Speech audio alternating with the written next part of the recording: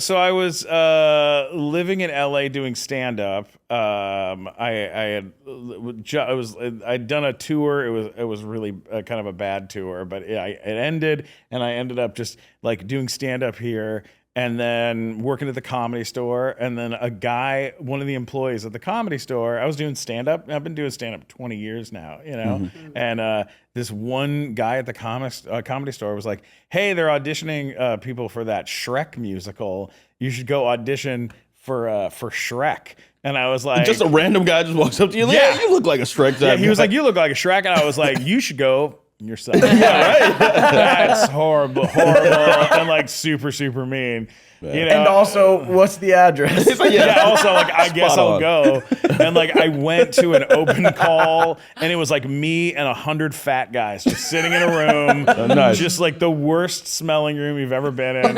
Yeah, it was just all these horrible summer afternoon in the valley. You walk in and you're like, "Oh, I got this." I was like, "This is not great."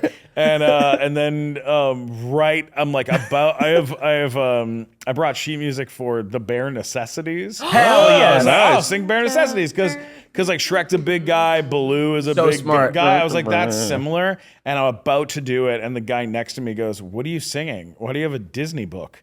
And I go, "Oh, because I'm gonna do Bare Necessities." And he goes, "Don't you know this is a rock musical?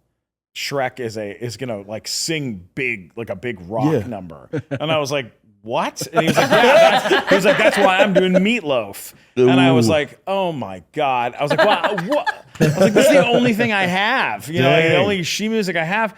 And I went out to my car, like kind of getting ready to leave, and I opened my trunk, and in my trunk was a Ray Charles songbook. And I was like, "All right, whatever." Grabbed the Ray Charles, walked in, and I was like, "All right, here we go." And I did What I Say, the Ray Charles song for the, that's lit. Threw that on the piano, sang it, finished, and they looked at each other, the casting director and the director, and they were like, they looked back at me, and then this lady goes, "I feel like we've been looking for you for 2 years." And I was like, "What?" And she was like, "You're a comedian and you can sing like that. Like that's what we need." And I was like, "Okay." And she was like, "Can you come back and read for Shrek?" And I was like, "Yeah, but like what part?" And she was like, "For Shrek." And I was like, "Okay, whatever, weird lady, Yeah. And I like went out and worked on it, and I didn't have an accent. Like I could not do the Shrek voice at all. So I did like you don't have Scottish? I didn't. So I did like a British accent, and it was because it was the closest I had. And they were like, "Do you think you could go home and learn this accent and come back tomorrow?" And I was like, "Sure." And like I was like just so unenthused because I was like, "There's no way I'm getting this. There's no way this is happening for me." And on the drive home, I stopped by a video store. Okay, what the fuck is that? How old are you? Right? I am old as shit.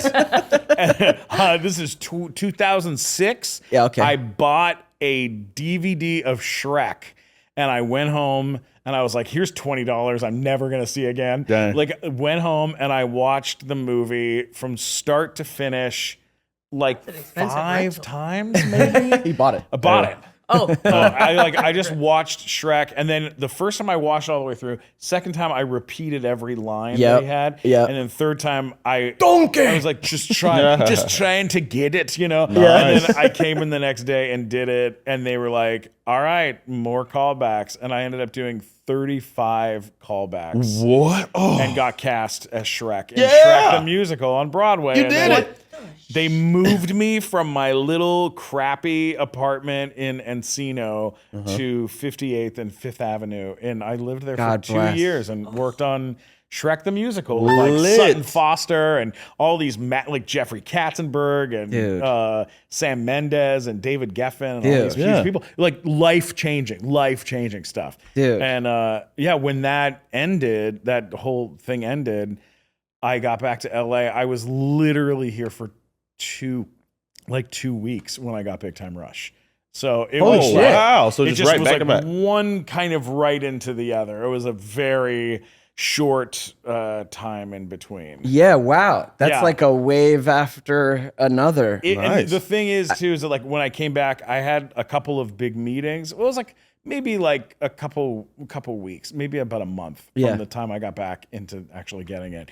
But like for the first couple weeks of being back in LA, I would like meet with like the heads of.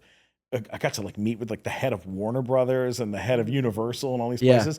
And my first meeting was with this woman who was running Universal, and she goes, "Congratulations on starring on Broadway. Big deal, you know, big stuff. Starring in a musical, Shrek the musical." And I was like, "Well, actually, they replaced me right before the show opened, so I got to do all the workshops and the readings of the musical. But then right before it opened, they replaced me with like a very famous Broadway actor, What? which is what happens on Broadway. They have people like run the role and help Yeah. the role get built." And then sometimes, if you're lucky, they'll give you royalties on the show, Okay. for which they gave me 20 years of royalties. Wow, Nice, for the nice. work Good. that Shrek you the musical, put all the work into that I the put on show. development. Good, Yeah. good. So even though like I got let go right before me and the That's donkey and devastating. the dragon all got let go right before it After opened. 2 years of working on it? 2 years. Yeah. Yeesh. And funny enough, the woman who was the dragon just won a Tony Award this year. Amazing. So, I Hey, mean, congrats to her. everyone was super talented. It was just a matter of like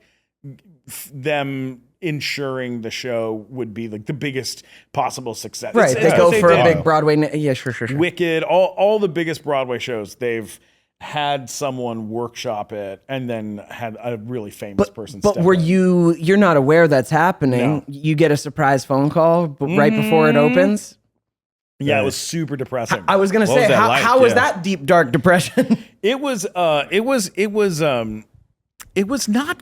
great. No. It was not great per se. No. It did help me with one really specific kind of weird thing, which is it helped me to appreciate the moments of the things that I'm working on. So like even though it was super heartbreaking losing that role, and it was like a life-changing thing at the time. Right. Everything that I've done since has been like, okay, well, I love getting to go to set and shoot one episode of this show. You know, like doing one episode of a TV show. Yeah. Wow, what a Big deal. fantastic time. Yeah. Oh, now I'm recurring. I get to come back again. Beautiful. Wow, 2 episodes, like, Right. and there's craft services. And I get to Gratitude, eat all the gratitude, snacks yes. I want. Like, oh, I have my own trailer. Oh my god, that's so cool. Oh, this is happening because of it. It's like I've really learned to appreciate each individual piece of the successes of the business when good things happen, because it was heartbreaking That's losing devastating. Yeah. Shrek, but then, like, I did the rough draft voice on Storks. I played the pigeon Toady in the movies. yeah. I'm doing this because this is how tall he is, right? I'm like, it's an animated character, Yeah, but I'm he like, doesn't he's have- this big. he doesn't have Yeah. size. Yeah, he doesn't have size because he's animated.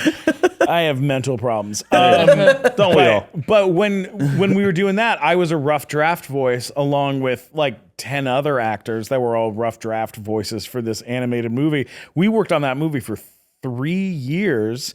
And then at the end of 3 years, they fired everyone that was a rough draft voice and then hired all the big stars and Andy Samberg and Jennifer Aniston and Key and Peele.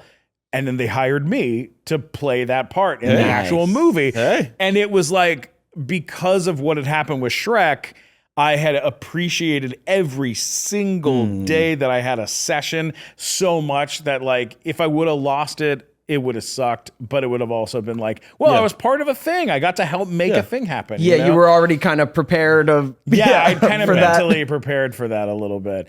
And, you know, it's the same thing with like anything else I've done since. It's like most of the time I really try to just appreciate the moments with it, as opposed to instead of putting my head Ahead of it. where you're going like, I couldn't have done this without you. Like, instead of putting yourself there, Yeah, putting on the yourself, being happy that you got a gig and that you get to. I mean, I'm happy when I have an audition. Dude, Like, yeah. I'm You just have to happy be. to You be. have to be, man.